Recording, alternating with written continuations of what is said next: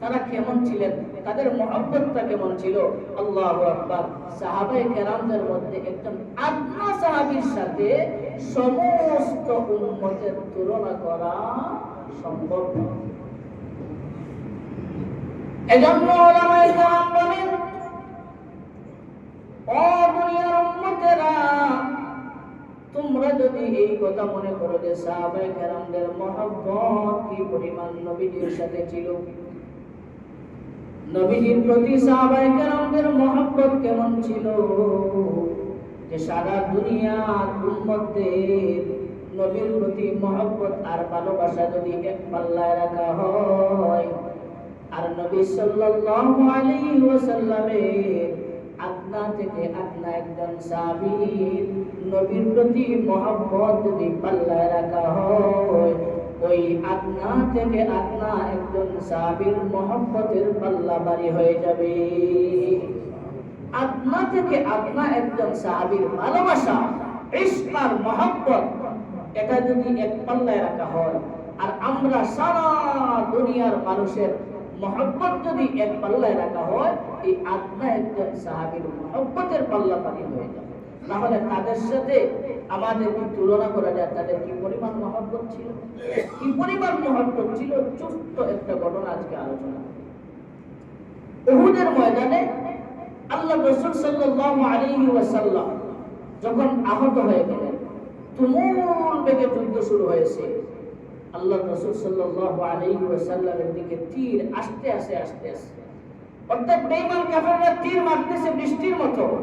নবীজি সাল্লাল্লাহু আলাইহি ওয়াসাল্লাম আহত হয়ে গেছেন।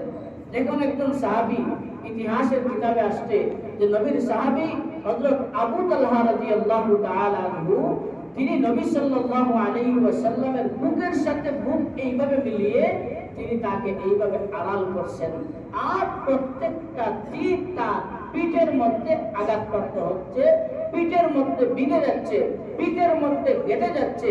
তিনি নবী সাল্লাল্লাহু আলাইহি ওয়াসাল্লামের সাথে বুকে বুক মিলিয়ে তাকে বাঁচানোর চেষ্টা করছেন। এই অবস্থায় নবীজি সাল্লাল্লাহু আলাইহি ওয়াসাল্লাম একটু মাঝে মধ্যে উকি দেওয়ার চেষ্টা করছেন, একটু মাথা তুলে চেষ্টা করছেন যে কার কি অবস্থা, যুদ্ধ কেমন চলতেছে। ওই অবস্থায় আবু তালহা রাদিয়াল্লাহু তাআলা আনহু যে কথাটা বলছিলেন সেটা স্মরণ করে লিখে রাখা দরকার।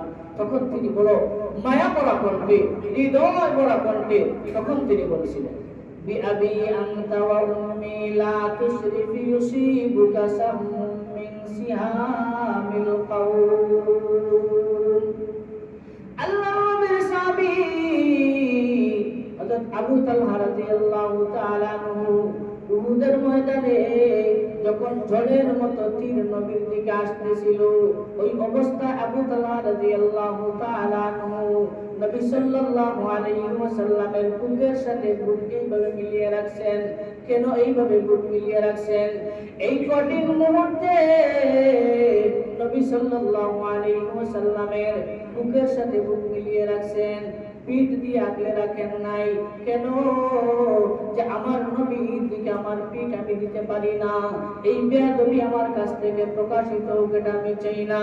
এই জন্য আবু তালহা রাদিয়াল্লাহু তাআলা বুকের সাথে বুক মিলিয়ে নবীকে এইভাবে আক্রমণ থেকে ডাল হিসাবে নিজেকে রাখছেন। এরপর তিনি বলেন, বিআবি আনতা ওয়া উম্মি লা তুশরিফ ইউসিবুকা সাহমুম মিন সিহামিল কাওম নাহরি দুনা নাহরি। ইয়া রাসূলুল্লাহ, ইয়া হাবিবাল্লাহ, ওগো আল্লাহর হাবিব, আপনি মাথা উঁচু করে তাকাবেন না, ওই দিকে আপনার যাওয়ার দরকার নাই। ওগো নবীজি, আপনার প্রতি আমার মা বাপ কুরবান হোক। আমি এই কথা চাই না যে আপনি ফুঁকি দিবেন আর বেঈমান কাফেরদের তীর আপনার গায়ের মধ্যে লাগবে। আবু তালহা রাদিয়াল্লাহু তাআলা বড় দরদ মাখা কণ্ঠে কেঁদে বললেন, ওগো আল্লাহর হাবিব, আপনি মাথা উঁচু করবেন না গো নবী। আপনি মাথা উঁচু করলে না জানি আপনার উপরে বেঈমান কাফেরদের তীর লাগতে পারে। ওগো নবীজি, আমি আমার বুক আপনার বুকের সাথে লাগিয়ে আপনাকে ঢাল স্বরূপ হিসাবে যতক্ষণ পর্যন্ত বেঈমান কাফেররা আঘাত করবে, একটার পর একটা তীর যদি আমার গায়ের মধ্যে বিঁধে, একটার পর একটা তীর যদি আমার গায়ের মধ্যে গাঁথে, আমার জীবন চলে যাবে, কিন্তু আর একটা তীর আমি আপনার গায়ে লাগতে দিব না। তাদের মহব্বত কেমন ছিল? আমাদের মহব্বত তো এমন, যখন বেঈমান কাফেররা, আশা তো দূরের কথা, বর্তমান বাংলাদেশের 90 থেকে 95% মুসলমানের বাংলাদেশ, এই বাংলাদেশে নবী সাল্লাল্লাহু আলাইহি ওয়াসাল্লামকে নিয়ে কটাক্ষ করা হয়, নাস্তিক মুরতাদেরা ব্লগ করে, লেখালেখি করে, নবী সাল্লাল্লাহু আলাইহি ওয়াসাল্লামকে নিয়ে ব্যঙ্গ করে, কিন্তু ওই আশিকে রাসূল যারা দাবি করে, এই আশিকে রাসূলরা দেখা যায় মাঠে ময়দানে নাই, বক্তব্যও নাই, এমনকি প্রতিবাদ করবে জবান দিয়ে, সেই বিষয়টাও আমরা দেখি।